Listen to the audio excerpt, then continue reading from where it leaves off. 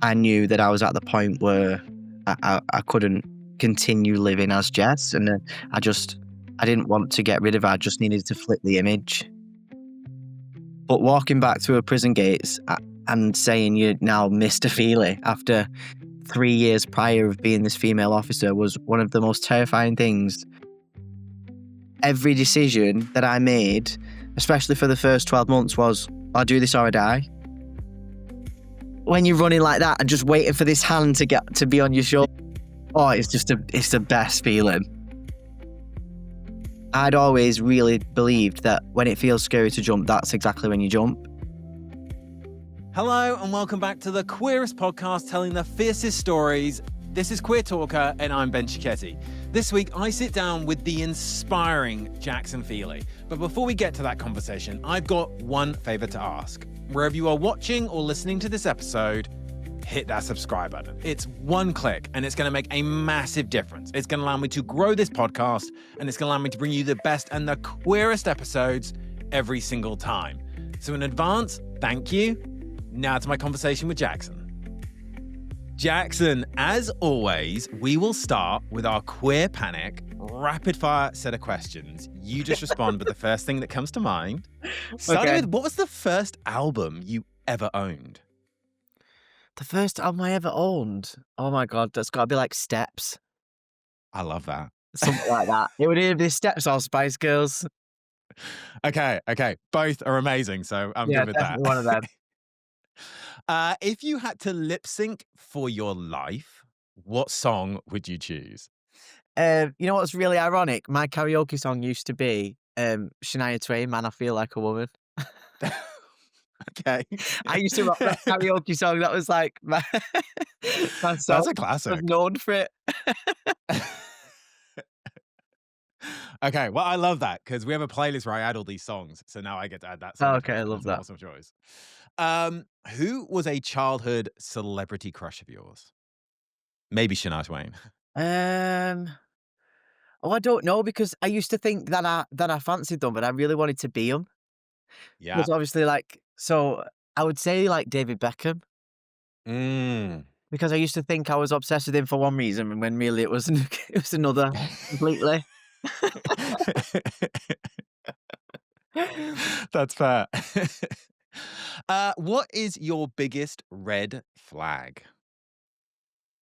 My biggest red flag? Oh God, I don't know. The inability to communicate. Yeah. I can't cope with that. I can't cope with hot and cold. It stresses me out. Yeah, I completely agree with you there. Oh, it stresses me out. Like, just say what's in your head. Yeah, life would be a lot simpler if people did. So I'm one that gets in my head. So if I don't know what you're thinking, then I'm gonna play it all out through my head for days. 100%. Just say it. Don't leave me questioning. What is your favorite queer movie or TV show? Oh, Rocket Man, Elton John. Great choice. Classic film. Great choice. One of my favorite films. Yeah, that's brilliant. Speaking of movies and TV, you have obviously featured on both Hunted and Banged Up reality shows. Are there any other reality shows you would love to appear on? How's your baking skills? Oh, there's loads I would love to do. If I was ever famous enough, I'd love to do Strictly. Yes. I'd love to go in the jungle. Yeah. I'd love to go in Big Brother. I just love being immersed in things. You know, just like be totally in it. I'd do SAS. Like I'd love to do it. I'd love to do it. That'd be cool. Yeah, we'll see. I feel like the jungle would be tough. I couldn't do the whole eating like a kangaroo's anus or whatever the random things they have to eat are. Yeah, I mean, I would struggle, don't get me wrong, with that stuff, but I would love to do it. It'd still be an experience. Yeah, 100%.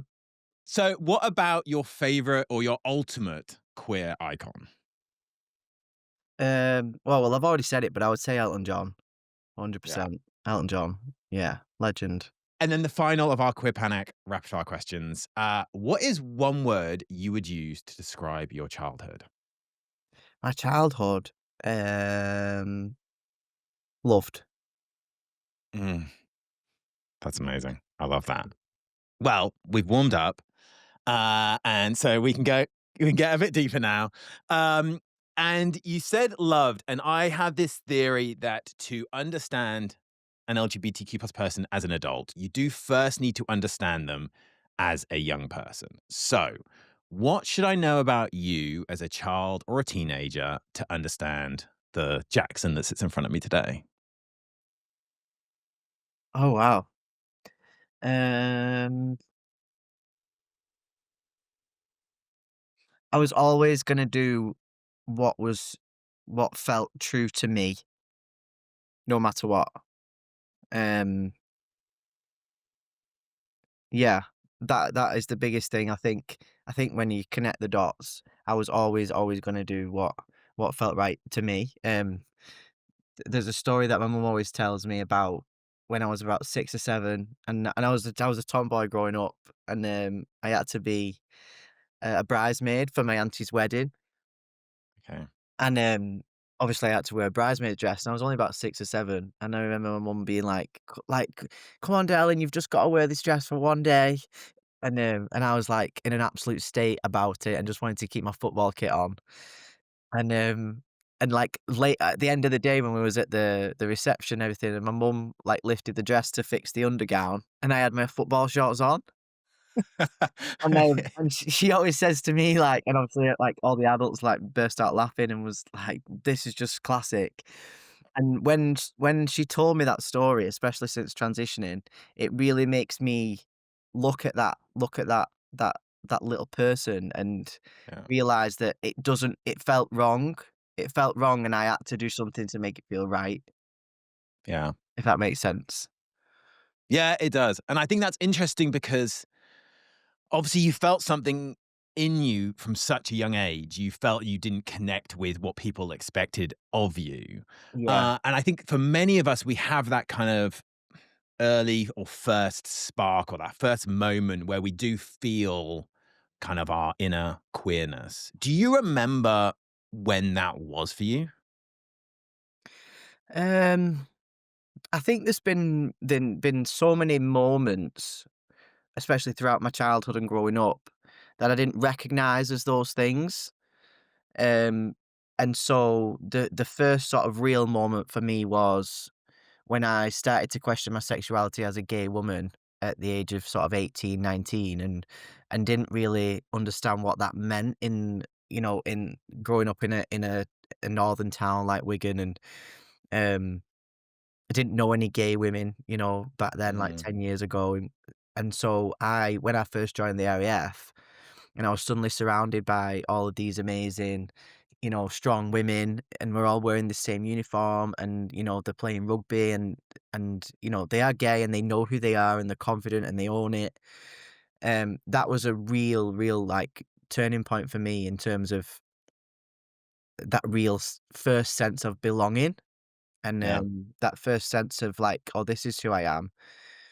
But when I look back when I was younger and I look at different behaviors or different thoughts that I used to have, like, I used to try and convince myself I was happy being a girl, and, these things that I didn't really know what it meant, but there was an anxiety there that shows so much now when I look back. I think it's interesting because quite often what I hear is that people have to kind of take themselves out of their comfort zone, out of their familiar situation to kind of fully embrace themselves. I, for example, moved to Canada when I was 18, and that's kind of when I kind of discovered my sexuality and I came out while I was Yeah. living in Canada. Did you feel that it was leaving home and going to the RF that helped you to kind of recognize that in yourself? Oh, yeah, definitely. I mean, I think you start to question it where you are, but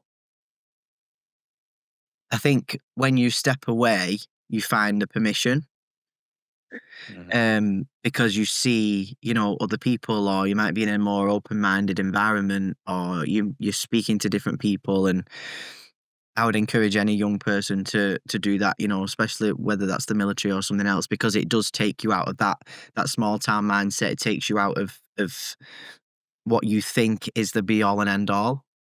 Um, and it's not, and it can show you who you really are. Um, Especially, it's it's getting better now, I suppose, in some senses. But back then, I didn't know any gay women in Wigan, and so Yeah. I don't know. You question whether or how you would find the courage. And I like to think that I would have, but you just don't. You just don't know, do you? So obviously, with that first kind of feeling in yourself when you went off to the RAF, when do you then think you first authentically felt yourself? And then when did you feel you could authentically bring that to everything you do? Don't get me wrong, there's been times in my life where I have felt myself, like when you do first figure out, or, this is different, or the military's different, or being a gay woman's different, or, playing sport is all of these different things where you feel like it's you and you belong. Mm-hmm. And I think there's so many different elements of my life where I felt that sense of belonging. But I think there was always that little bit missing. In being truly, truly authentic in myself. But I don't think I ever had the vocabulary to verbalize it until you find that representation, or you find, the explanation that fits how you're feeling. Mm. And so I've only ever truly, truly felt myself since beginning to transition. And I only started to think about that when I was about 26, 27, just because I fell into this YouTube hole after struggling with my mental health, for up and down for, well, my whole life really. And wanting to fill a void, or wanting to find something that fixes it. And when you do that, they all run out. Like the military sort of filled it for 4 years, or, you buy a new car and it fills it for 2 weeks, or, you Yeah. decorate your house and it sorts you out for a year. But you always sort of come crashing down as soon as the world goes quiet again. So transition is definitely the only time that I've really, really felt like, no, this is who I am. Yeah. And I think something you said on Hunted, I believe, was that for your family, it was going to be either having a dead daughter or a living son. Mm. That's obviously a massive statement and a massive kind of thing to have felt in yourself. Can you share what you meant by that and how that kind of shaped not only your journey with yourself, but also your family's journey as well?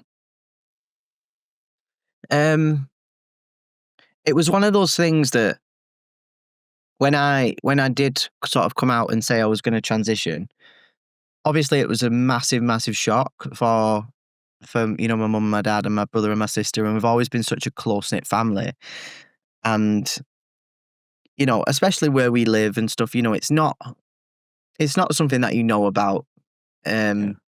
And obviously, as we know, like there's been so much clumsy representation of trans people in the media that it does portray a certain image, or a certain ideal, or a certain thought that people have, perception of what trans people, who they are, and what they look like, and all of these things.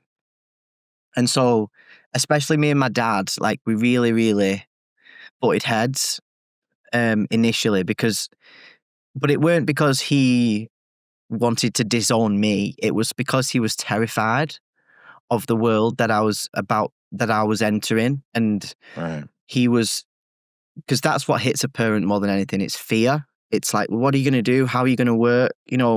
I have to lose a daughter. Like what? And so we really sort of butted heads because I'd made so many impulsive decisions in the past, and I'd been trying to figure out who I was, or what was wrong with me, or why I was depressed, or just all these crazy things constantly, trying to work it out, trying to find what it was.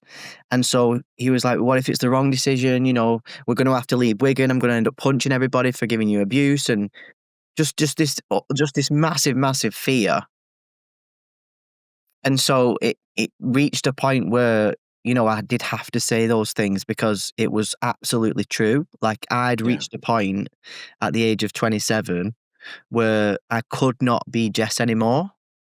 And, saying that to them and saying, I've tried, Like I've Yeah. tried with everything that I've got, I've done all this sport. I tried really hard in school. Like, I joined the military. I'm in the prison service. I've done this. I've done that. I've tried. Like I bought the house. I've done all these. I can't be Jess anymore. I've tried so hard to do it and find a way, and I cannot. I can't do it anymore. And I'm not killing her. She's not Mm. going anywhere. Like I'm taking her with me. And I think that was really, really important. And I do believe that it is really, really important for trans people to try and do that, because I don't think you can heal what you can't look at and what you can't understand. And, you know, that person was, Jess was 27 years of my life. Mm. No, I don't want that to be dead, so to speak. And I had to go into that with an open mind for my family as well. They've had 27 years of a daughter and, a child that they named, and thoughts and dreams and all these experiences, and I don't wanna take that away, and I don't wanna take it away from me either, because she got me to right here, right now. Um, and so I knew that I was at the point where I couldn't continue living as Jess, and then I didn't want to get rid of her. I just needed to flip the image, if that Yeah. makes sense. Yeah, it does. And I think obviously it's clear though for anyone who hasn't seen it, Hunted, your family feature in it. We will definitely talk about that a little bit later on. But it feels like they have just become the most fully supportive and embraced Jaxon Oh, yeah. for who you are. Oh, they're absolutely incredible, and I think that has a lot to do with it. They've always been very passionate about, you love your kids unconditionally, and Mhm. that's it. Like, you're our kid, and that's it, whatever that means. And yes, it's hard. And yes, you have to have really difficult conversations that you really don't want to have, and go through those brave moments every day, and butt heads, and keep talking and keep talking and keep talking, no matter you don't want to, but you have to keep doing it until you find that understanding. And it takes time, and it takes me having to think about how this is affecting them Yeah. as well as me, and them having to think how this is affecting me as well as them, and how we move forward. And I really tried to include them in everything I was doing and take them on that journey with me, as well as everyone else around me, because like I said, they've had 27 years of that person, and they need to understand why this is happening. And, telling them why I'm doing something, or why it's really important to go on this podcast, or, you know, why visibility is so vital. And they could look at this message I've just got from this woman whose trans child is in hospital because they tried to take their own life, and Mm. just constantly like explaining things to them so that they don't feel as clueless when other people ask them questions. I think it all just made a massive difference. And over time, as frightened as I was, they started to see the light come back in my eyes. And now they look at it and think, "Oh my god, that was absolutely right." Like, and they still call me Jess and she all the time, like by accident. It's not malicious. It's my it's my parents. Like, they're gonna say that. They've been saying it for 27 years. So, but they absolutely accept who I am, and that's all I said to them. I don't, I don't need you to do anything. I just need you to try, Yeah. and just accept that this is what I have to do to remain your child. Yeah. And I think by doing that, it really changed them. And they say to me now, it's especially my mum, like, it's taught her so much about people and about what might be going on, and just looking at things in a different perspective, you know. Yeah. That's super interesting. And I think from obviously there's a family perspective to it, but also, assuming my research was correct, I believe you transitioned while working as a prison officer. Yeah. And I've spoken to other people in the past, and they've explained to me that they often felt they needed to almost change jobs during transition, right? So you leave one job, you transition, then you go back, because they just felt very uncomfortable walking back into the office one day as their true self, even though they would have felt comfortable in themselves, they would have felt uncomfortable coming into the office. Yeah. What was it like for you walking back into that environment, especially that environment, right? My naive perspective of a prison, that environment as your authentic self, Yeah. and how kind of the prisoners and the other prison officers kind of reacted to that? Um, I mean, it's definitely not something I thought I would be able to do. Yeah. Initially, I thought I just need to, I need to leave Wigan. I need to leave my job. I need to leave everything. But after a few weeks and after I come out, I realized that I'd always really believed that when it feels scary to jump, that's exactly when you jump. And if I'm going to do this, I'm going to do it properly. And I want to be around my friends and I love my job. And, if I'm going to do this or die, well, then I might as well just do it. And every decision that I made, especially for the first 12 months, was I do this or I die. I come out or I die. I transition or I die. I go back to work or I die. I have these conversations or I die. And so, as extreme as that sounded, that's how it was. And it was like I was just tunnel vision to just do that. And so, don't get me wrong, it was the most terrifying thing that I've ever done. And I've done some terrifying things in my life and in my career, in the military and in the prison. But walking back through a prison gates and saying you're now Mr. Feeley after 3 years prior of being this female officer was one of the most terrifying things. And, my mum's biggest fear at that point when I said I was going to go back to work was like, well, what's going to stop 5 men dragging you in a cell and trying to, sexually assault you because, they're trying to prove you're still a woman, and all these things. And prisons are very dangerous places anyway, despite putting a protected characteristic on your back that a lot of people don't understand or disagree with. And so I was very aware that all those dangers were there, and then I was making myself even more vulnerable than a prison officer is anyway. Because on a prison wing, you've got, so the ratio from officer to prisoner is 1 to 40. So it's like 4 prison officers to 200 men on a wing. Yeah. And so it's a dangerous job regardless, but I don't know. I just had faith that I could have these conversations in the right way and try and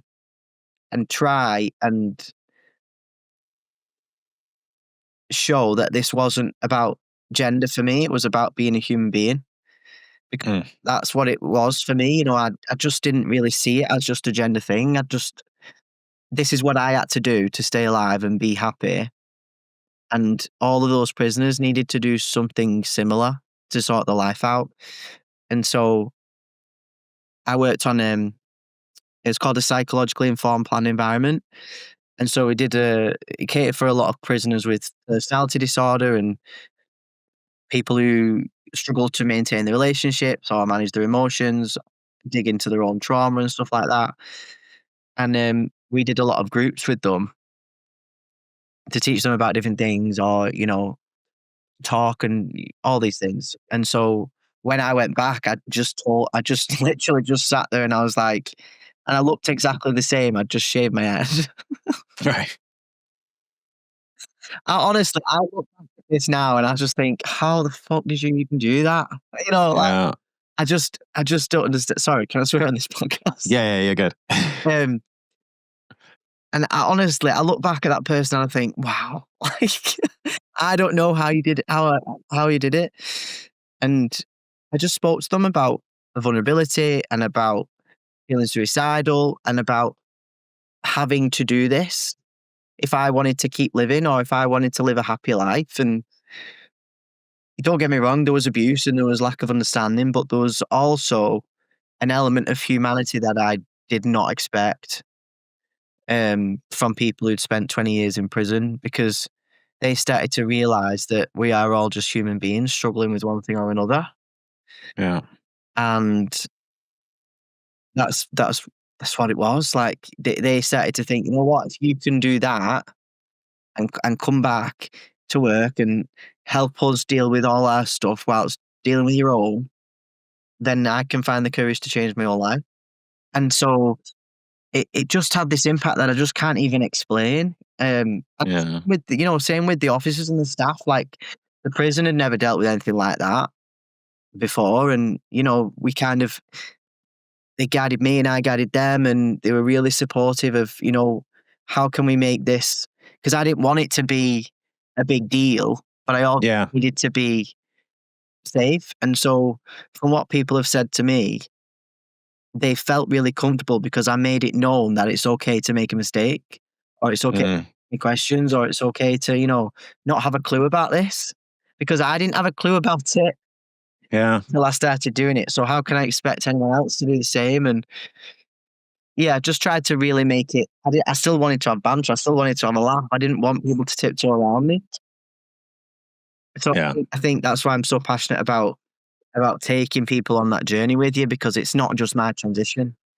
It's everyone around me's transition as well. Yeah, that is a super interesting perspective as to kind of, as you say, everyone else, family, friends, co-workers, people you work with have to also make a mentality kind of Yeah. transition with you. Speaking of your time as a prison officer, you obviously stepped back into a prison as part of Channel 4's Banged Up, which was incredibly interesting to watch as someone that's never spent any time in a prison. What was it like to film that? And then I guess, how close to a reality of prison life was it? Because these weren't real prisoners. These were former prisoners who were being asked, I guess, to act like they would have acted when they were in prison. Yeah. Yeah. Well, I was actually still a prison officer at the time. So Okay. I was just swapping one prison for another, but it was as close as reality as it could possibly be without including the things that you cannot show. So, for example, we couldn't show violence, we couldn't show drugs, couldn't show self-harm, suicide, all these things that do happen very, very regularly in prison. And so the extreme aspects of that, obviously, that couldn't be shown. But everything else, like, absolutely 100% real. I have an argument on it. Absolutely real.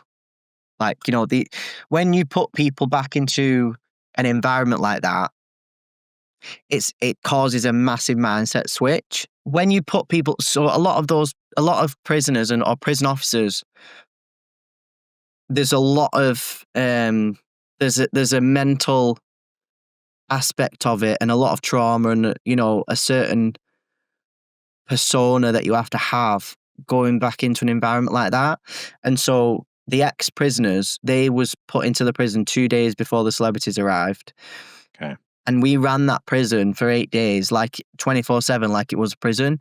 So you've got people literally locked behind a door again. Yeah. And that brings up so much.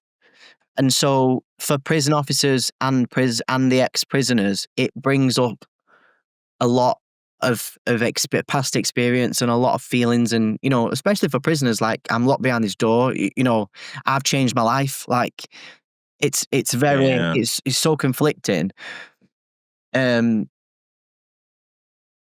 yeah, like, everything that happened, honestly, it was just it was so real. Like, because it just caused those behaviors.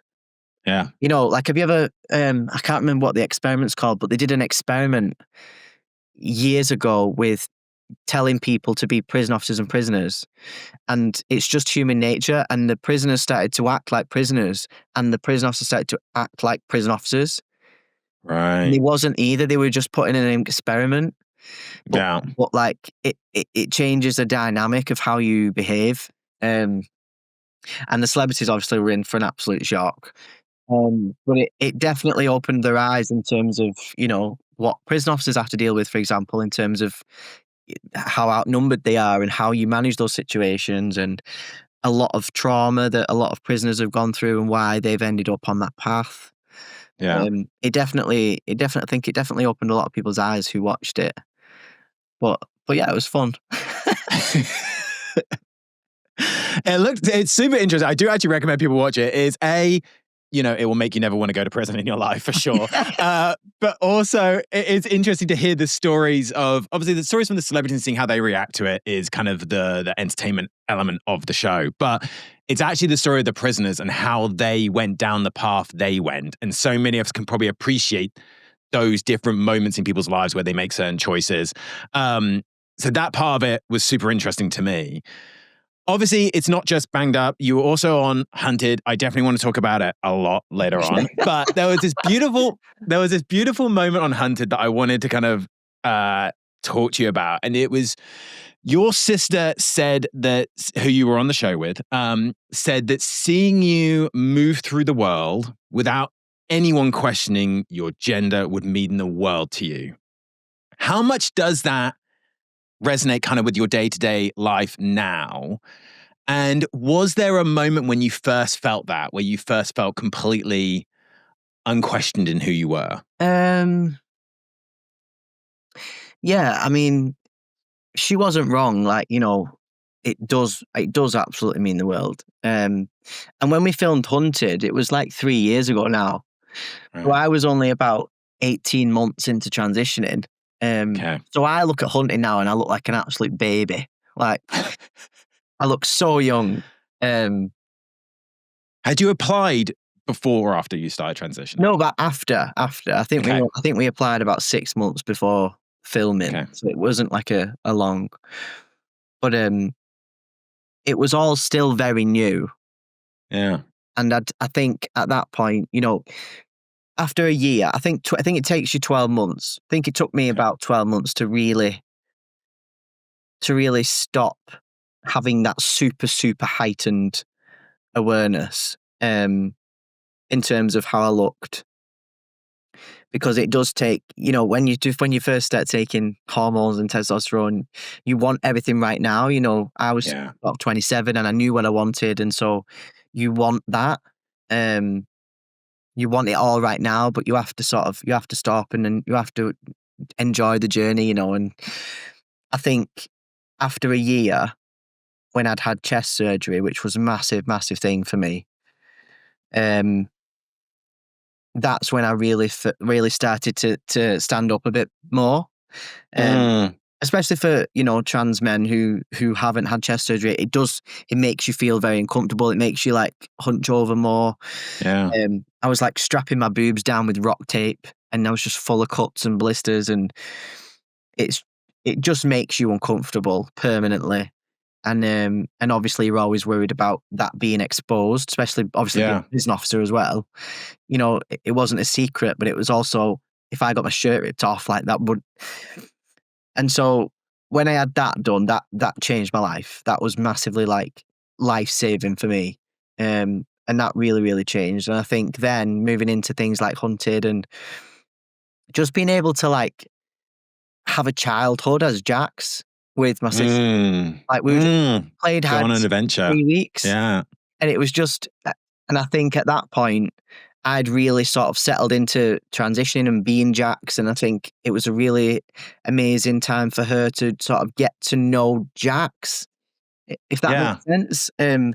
Like I haven't changed, but spend that time and build that sort of bond with, because we've always been so close, but that real bond with the name Jax. Yeah. And it was really, really powerful for us. And, it was such an amazing experience. And yeah, walking through the world now and not worrying about that is, I'm extremely lucky to have that. Because not everyone does. And it is a dangerous place to live and be trans. And so I think Nick can see how much that means and how much, that would have meant to me at the time.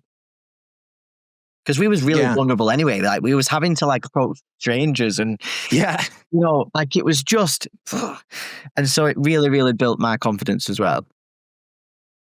Yeah, I can imagine. And that's so interesting to think about, obviously we all go through our childhood with our siblings, all those of us who had the siblings, and you have those experiences with them, and that's when you kind of form those relationships. But then, as you enter into your 20s, you often spend less time with Yeah. your siblings. So then having that intense time together again to kind of and talk about an intense experience. It's like, Oh God, yeah. She wouldn't do it again. I would. She wouldn't. okay. There'll be an All-Stars one day and you'll get asked. So, Oh yeah, I'd love to. I don't think I could do it. I feel like I'd get caught like day one. Like I would just have no idea It's where to so go. intense, honestly. It's unbelievable. We nearly got caught literally as they like said go. Yeah. And then we just managed to actually get to the end. So God knows how. What we did. Incredible. Super entertaining as well. Obviously, reality TV is one of the kind of many hats that you wear as Jaxon. You know, reality TV, you're a speaker, you're an advocate, you're an influencer on social media. How do you find the balance between all of those? And then how and when, I guess, do you unplug and just spend time with the Jaxon that's behind the screen? I think it's difficult. I think it can become all consuming, and sometimes have a really negative effect on you mentally.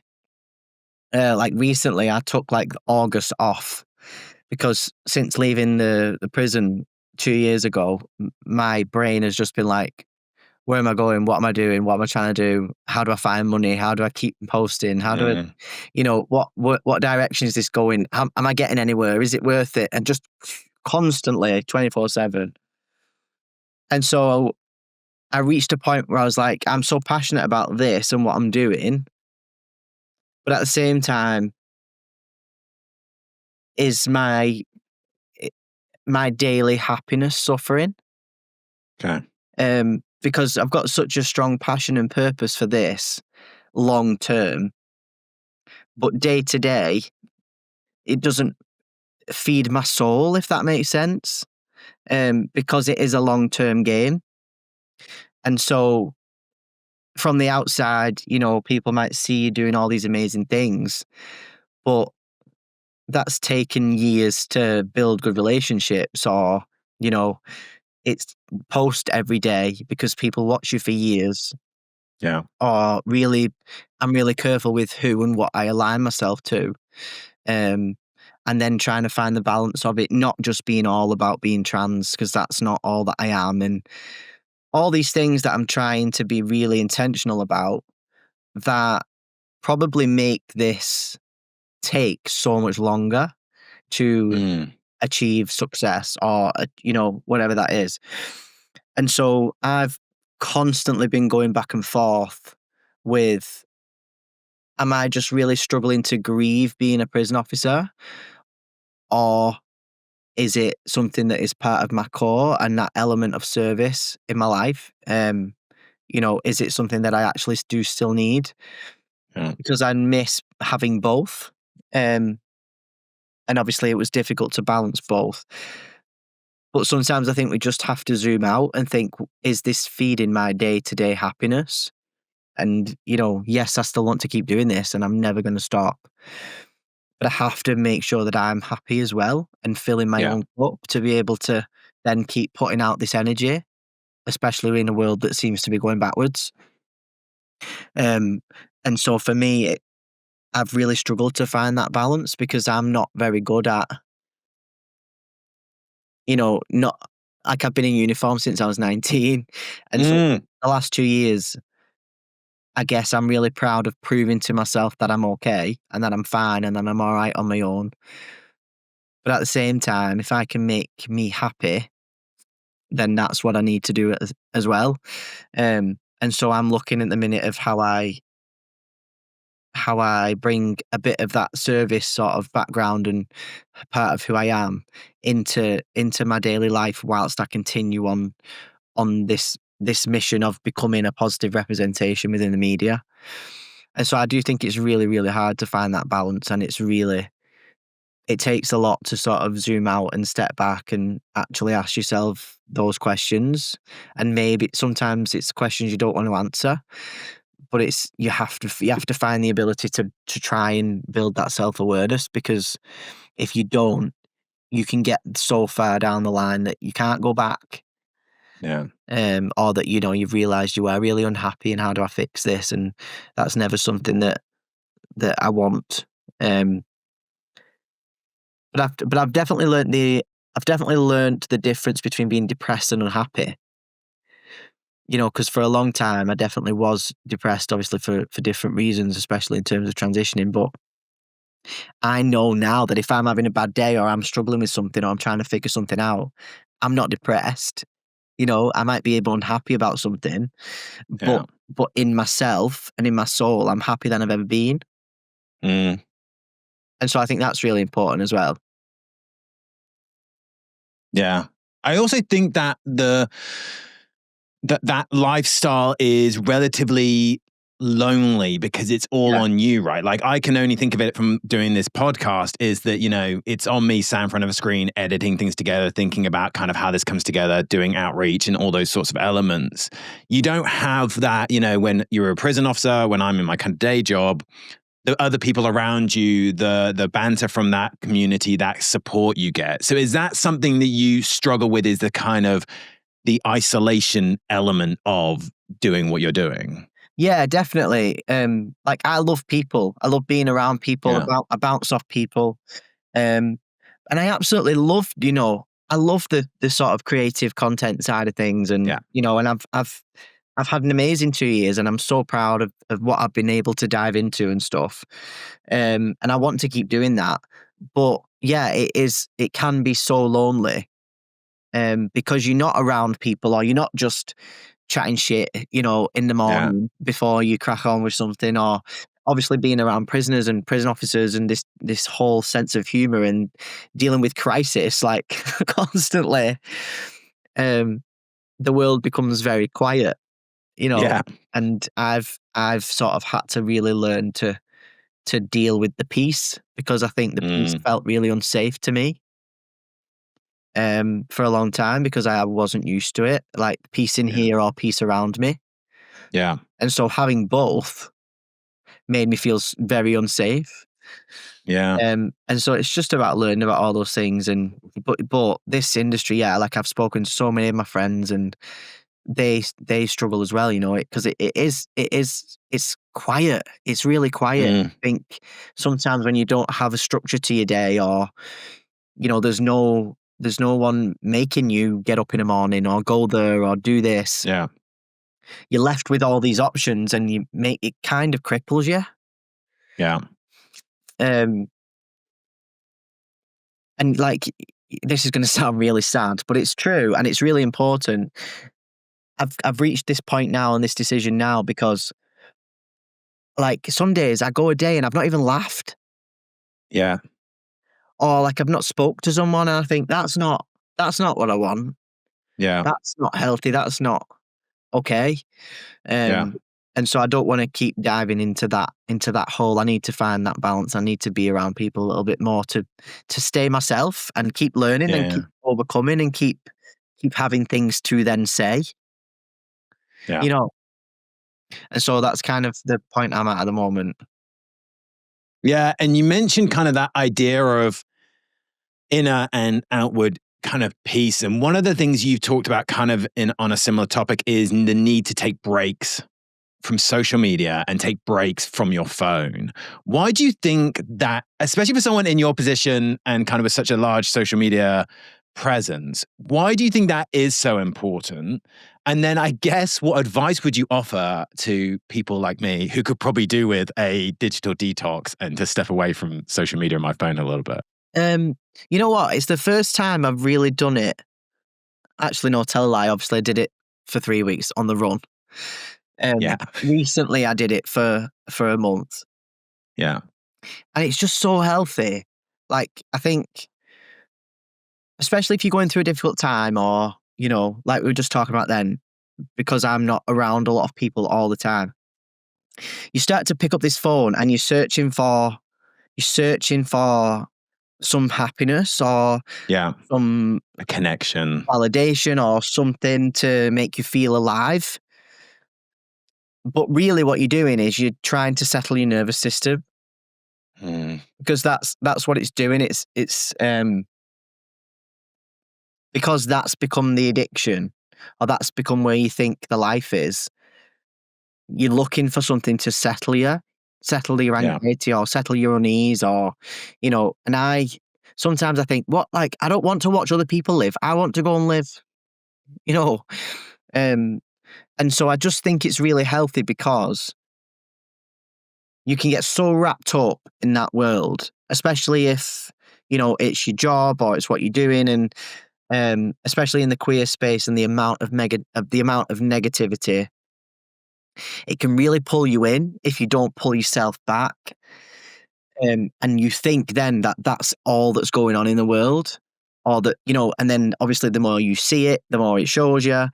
And then you just begin thinking that that's everything.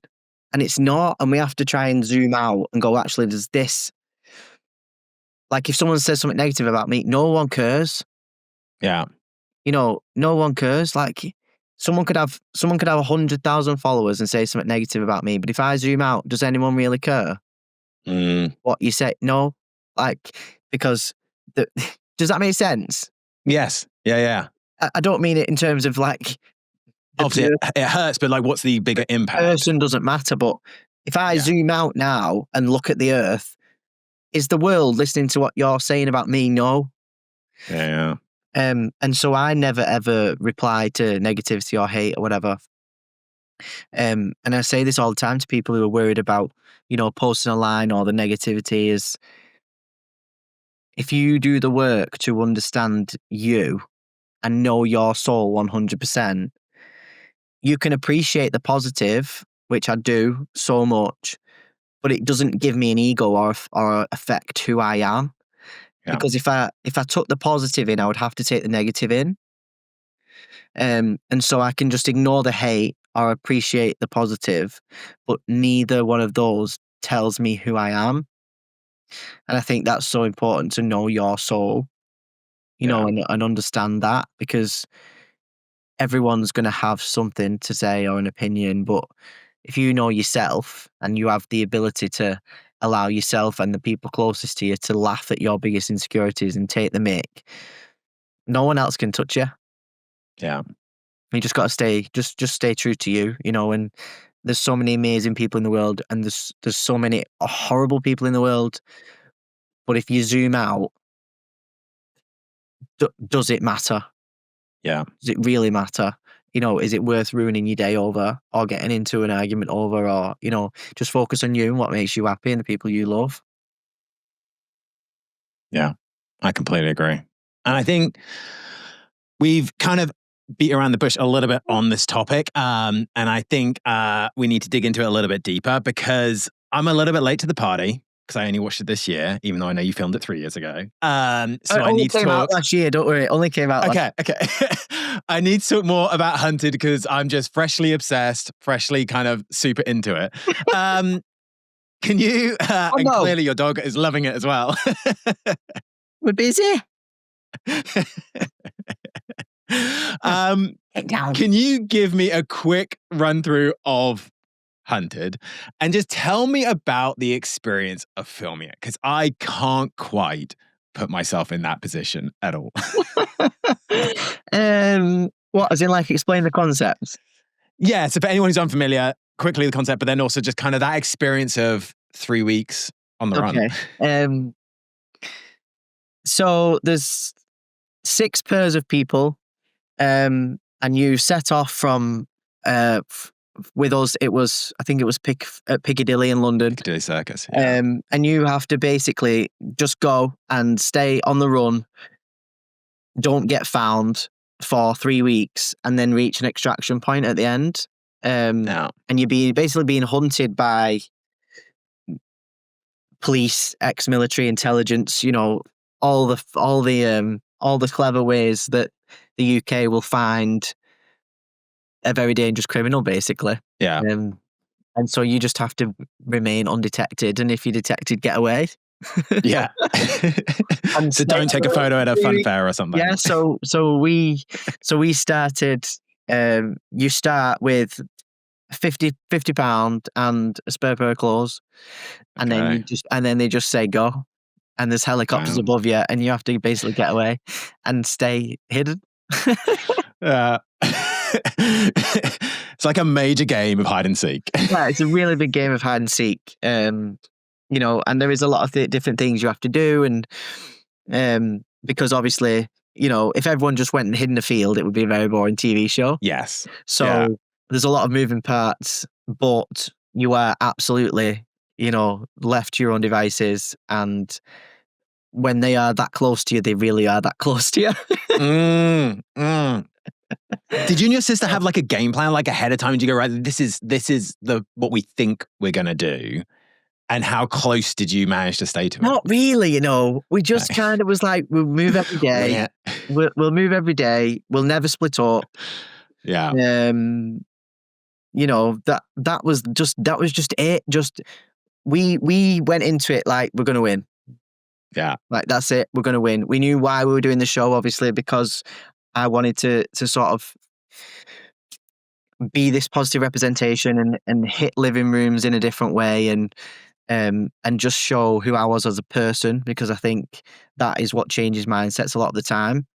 Yeah. And show how a family can adapt and be okay with this, and you know, because there would have been a lot of families watching, you know, who may have not agreed with trans people, or you know, struggling with their own children and stuff like that. And you know, we received so many messages since as well saying it helped open a conversation. But yeah, so we knew why we wanted to do it, and obviously wanted to do it for us. I wanted Nick to do it because I wanted her to prove to herself that she could do anything she set her mind to, and just for our relationship as well. And so we were just in it, you know. And it was fascinating, obviously, us both, because she's a prison officer as well. Yeah. But us both being prison officers, I think they found it interesting to try and catch us. And obviously, my dad wanted to be like Kingpin, just the show.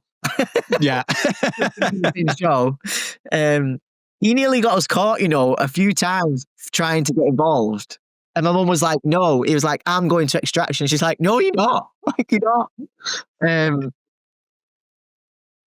So yeah. See, that's the All Stars version, is you and your dad. Oh, that's no, what would make it incredible. no. He'd be moaning about his knee the whole time. Not a chance. Kingpin would not survive on the run. No, too many injuries, too much moaning, too much talking to camera when he should be running. But no, he definitely had a great time, and he definitely wound them up. You know, I think there was this one bit that never made it to the show where they were trying to pretend they'd figured out this code that my dad and his friend were using, where they were calling us pies, because like pie is a Wigan thing. And so my dad and a couple of others were like using this code, like, oh, I've picked up the pies. Anyway, I think the hunters had figured it out. And so they rang one of my dad's mates. It was one of the head hunters, Ray, and he rang one of my dad's mates, being like, "Oh, I hear it's such and such about it, Terry's mate. You need to bring the pies here, blah blah." And it was just so strange. Obviously, we didn't know this; we were on the run. But he told us afterwards. Yeah, is my dad was sat with this mate when they rang, and so Nick put my dad on the phone, and my dad was like, "Hiya," and Ray was like, "Who's this?" And he went, "It's Kingpin." And Ray was like, "Oh, fuck off, Terry," and put the phone down. And he was telling us like his veins were popping out, and he was absolutely fuming. And so my dad definitely just drove him wild. Yeah. And obviously me and Nick did the same so many times as well, because it's just because we knew it was a hunter-led show. So wherever the hunters were, that's what was going to be entertaining. That's what was going to be on screen. And I was so passionate about the audience getting to know us for so many different reasons, predominantly being the trans conversation. We knew that we had to be involved with the hunters, because we could have won and gone undetected for 3 weeks and hardly been on it. And we wanted to just have fun. Like, we wanted to get chased. You know, we got chased when we got stuck in Mick's yard. Oh yeah. there was so much more running, obviously, that didn't get seen, but being chased like that, it's just amazing.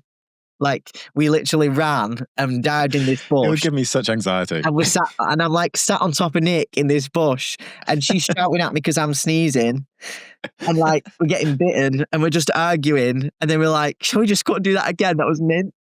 Because when you're a kid and you run, you're just running for running's sake, aren't you? Yeah. Whereas when you're an adult, you never do that. Like, it's always, exercise or just running for stupid things that you don't enjoy.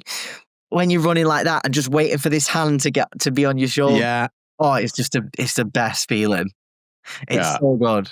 It's so good. It must have felt like being a kid again. Because like it is those games you play as a kid, like when it genuinely means something to get caught in hide and seek. Oh God, tag, yeah. or Like whatever it is. when we nearly got caught at the end on that train, and Nick just burst out crying afterwards when we'd made it away. Like that's the level of, I thought we were done then, because it meant so much. It just meant the absolute world. But if you haven't watched it because it's class. I highly, highly recommend it. And I think it does speak to, obviously, incredibly entertaining, but it also speaks to the power of something you said, which is the power of entertainment and media to shine a spotlight, right? Because it's a show watched by so many people from so many different backgrounds. That representation is so important. What kind of has been the reaction to it, or what was the reaction to it on social media and from people kind of reaching out to you? It was very much, just sort of, I think it changed a lot of people's mindsets. I think it really, really showed a lot of people that you don't have to disown your child, and this doesn't have to be absolutely terrifying. This is a prison officer who's transitioned, who, his sister's his best mate, and, they've managed to win. Like, that was so powerful. Spoiler. That was, sorry. That was so powerful. You can edit that out as you want. It's all good. But yeah, that was so powerful because it just it showed people that you can do anything you put your mind to. This world doesn't have to stop you doing that. But you just have to set your mind to it and be willing to have those hard conversations and do those scary things. But yeah, like I said, we had so many messages about the fact that it had brought that conversation to a living room. Yeah. And that's what we wanted, and even just not even being about being trans, just showing the power of, a sibling relationship, or doing something that frightened you. I've had all sorts of messages off people from like, who inspired me to leave a toxic relationship to, I want to go and do this thing that I'm terrified of doing. And our relationship really sort of, I think, touched people because we're just so northern and normal. Like, and so genuine. And I'm just really glad that came across. Yeah. Because you never know how you're going to come across, really. So yeah. It's the power of the edit, I guess. Yeah, and I think there was one clip that like repeatedly goes viral, and it was something when we were doing our interview videos, and it was like, what would it mean to win 100 grand? And I was just like, oh well, I'm 10 grand down from chopping my boobs off, so it would help. And like so many people just loved this. It was like just so real. Because I've spent so much money just transitioning. Yeah, but no, it was just an amazing experience. Yeah, I imagine. I think doing it with your sibling must be incredible. Like, Tony, my siblings listening to this, we could not do it together. So let's not go down that path. But I think it's incredible to have done it together. You recently announced a new book, Fear Proof: The Courage to Let Go, Begin Again, and Do It Scared. What can you tell me about that? Oh, I'm really excited about it. It's something that I've wanted to do for a long time, and I didn't want to write a book about me because I think my journey is sort of only just beginning, really. But I did want to try and use my experiences to help people go through change and transition and, and frightening things in their life, because I've learned so much from repeatedly doing what terrifies me. Yeah. And I've also learned so much from actually going on the run, which is the first time I had the brain space to read a book. But those sort of self-development, personal development, self-help kind of books, I've learned so much and I gained so much from reading books like that I wanted to try and write one myself, and I'm passionate about personal development and learning as much as you can about yourself. And I did a talk recently that my friend told me. It was about having one scary day, one brave conversation, and it made her go and completely change her life from Right. listening to it. And since then, that was only in March, she said to me, you need to write a book about that, about having one scary day, one brave conversation, one big decision can completely change the course of your life. Yeah.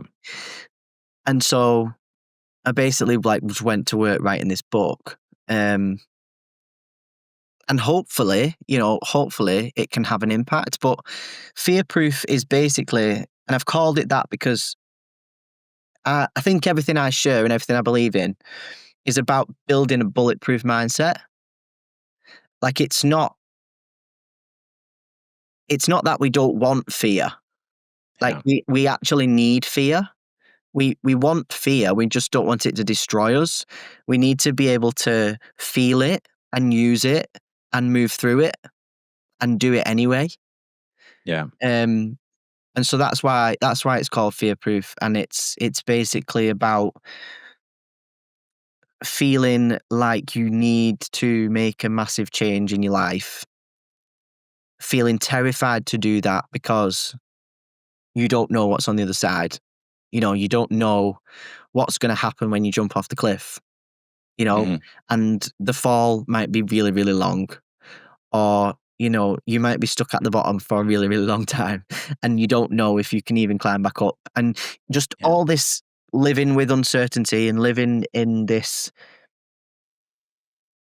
I don't know if this decision is going to be right or wrong, but I have to take it, and I have to be willing to let go of all that life that's behind me in order Yeah. to build a new one. And Yeah. I think we have to get rid of parts of us. We have to grieve parts of us to make room for the new and let go of parts of us, sometimes what we don't want to, or parts of our life, parts of our identity. And I've transitioned so many times in my life. Yes, the gender was the biggest one, but it was by far not the only one.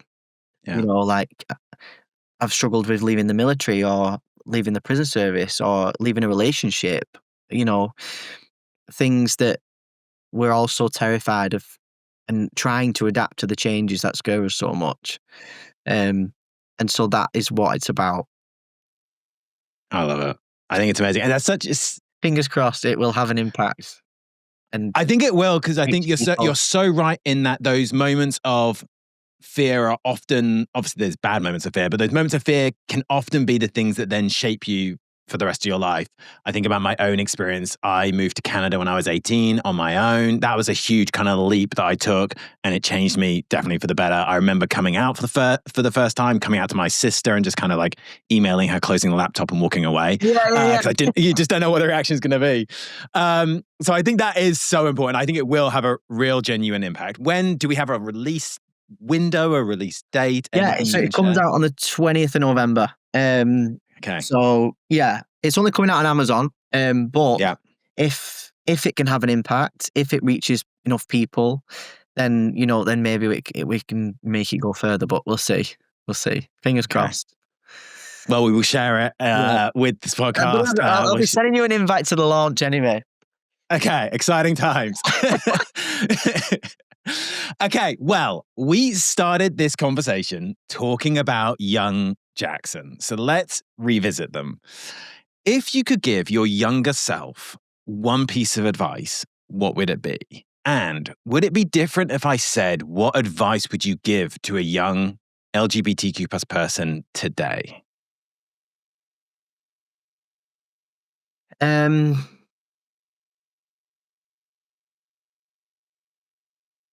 No, I think I would always say to the younger me or to anyone right now is I would always say do it scared Mhm. all the time.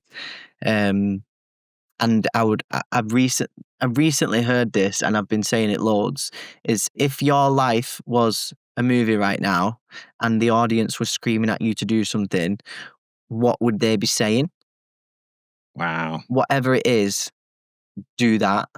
Like, Yeah. the scary decision is usually the one that will change your life.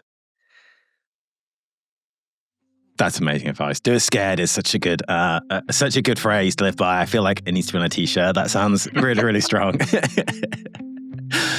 Jaxon, thank you so much for being on Queer Talker with me today. But more importantly, thank you for all the work you do. I do believe so much in representation, but I also think you're such a powerful speaker. I've seen so many videos of you speaking at different events in different circumstances. I think what you say is so important. I think it does have an impact. I think your book will have a massive impact on people. So from me and everyone in the community, I just appreciate you so much. Oh, thank you so much, mate. Thank you for having me.